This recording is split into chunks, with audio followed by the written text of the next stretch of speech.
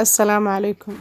أصحابتي soo dhawaada see tihiin maanta meeshan waxaan ku sameyn rabaa laba nooc oo kafee ah oo qabow ah oo baraf lagu daraayo soo adi hadaartu u sameysan kartaa nooca rabtid ama biyo qandac ama caano qandac waa ku isticmaali kartaa hadaartina noocan oo kale u sameysan kartaa soo dhawaada subscribe like and share naga hilmaamin la share garee asxaabtaada waana ku mahadsantahay daawashadaada sii daawo insha Allah.